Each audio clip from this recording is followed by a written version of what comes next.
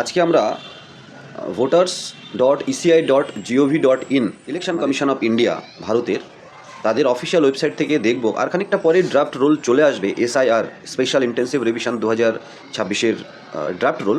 কিন্তু তার আগে আপনি আপনার ভোটার কার্ড নাম্বার দিয়ে সার্চ কীভাবে করবেন, কীভাবে চেক করবেন, এবং যদি অবশ্যই বয়স চেঞ্জ হয়েছে আর সিরিয়াল পার্ট নাম্বার সেটা চেঞ্জ হয়েছে, তার মানে আপনার নামটা রয়ে গেছে। আর যদি না থাকে, ভোটার কার্ড নাম্বার দেওয়ার পরে দেখবেন দেখাবে যে এই ডিটেলসটা খুঁজে পাওয়া যাচ্ছে না। চলুন, অফিসিয়াল এই যে লিঙ্কটা আপনারা দেখতে পাচ্ছেন, voters.eci.gov.in, এই ওয়েবসাইটে আপনাদের আসতে হবে।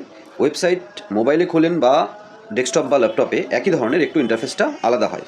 এখানে বিহারেরটা এখন আপডেট রয়েছে 2025 SIR-এর। একটু নিচের দিকে এসে বিভিন্ন অপশনের বিভিন্ন কাজ আছে। এই যে ফিল এনিমেশন ফর্ম আপনারা দেখতে পাচ্ছেন, এর আরেকটু নিচে এসে দেখবেন search your name in voter list, এটাতে আপনাকে ক্লিক করতে হবে। কিছুই না, এপিক নাম্বার দিয়ে সিলেক্ট করবেন, বাকিগুলো এখন দরকার নেই। এপিক নাম্বার আপনার কাছে আছে, আপনাকে চেক করতে হবে, ল্যাঙ্গুয়েজ সিলেক্ট করার দরকার নেই।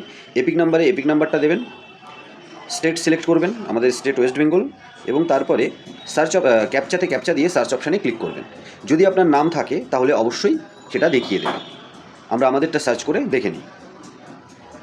এপিক নাম্বার, স্টেট আর ক্যাপচা সঠিক করে দেওয়ার পরে সার্চ অপশানে ক্লিক করব। এখানে আমরা ডিটেলস কিন্তু দেখতে পাবো।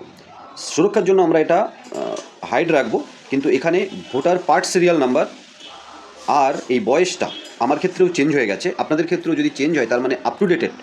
এটা 16 তারিখের সকাল 9টা-10টা মতো বাজে। আর খানিকক্ষণ পর 1-2 ঘন্টা পরেই কিন্তু আপনার ড্রাফট রোল এই ওয়েবসাইটেই পেয়ে যাবেন, বিএলওর কাছে পেয়ে যাবেন, পঞ্চায়েত পৌরসভাতে পেয়ে যাবেন।